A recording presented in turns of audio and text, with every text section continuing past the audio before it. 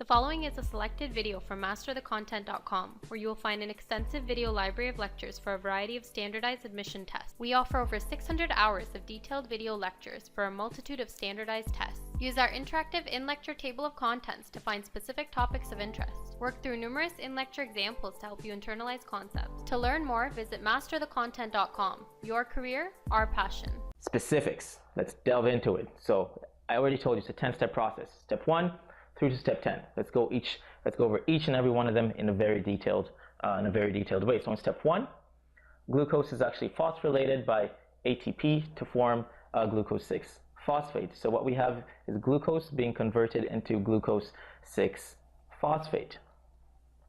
So this step actually consumes a molecule of ATP, and as you can see at the bottom of the screen, we have glucose right here being converted into glucose 6 phosphate. It actually utilizes a molecule of ATP.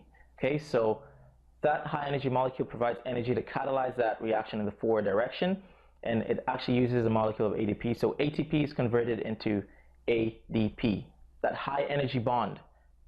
Okay, that high energy bond between is broken in this process. It's hydrolyzed, and that energy is actually used to drive the forward reaction in this case.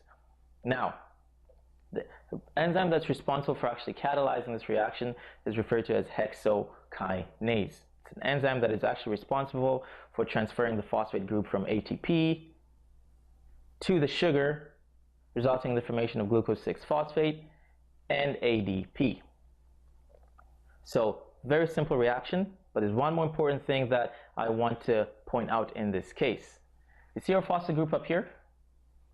It has a negative charge. That actually serves a very important role. That negative charge is actually what keeps glucose 6 phosphate inside the cell. It prevents the passage of glucose 6 phosphate through the plasma membrane into the exterior of the cell, or outside or to the exterior of the cell. So this reaction not only converts glucose to glucose 6 phosphate, which is obviously the substrate for the next step of the reaction, but it also ensures that there's a significant accumulation or concentration of sugar in the form of glucose 6 phosphate inside the cell by preventing its exit through the plasma membrane. So what we're going to do is move on to step 2. Glucose to glucose 6 phosphate, that's step 1.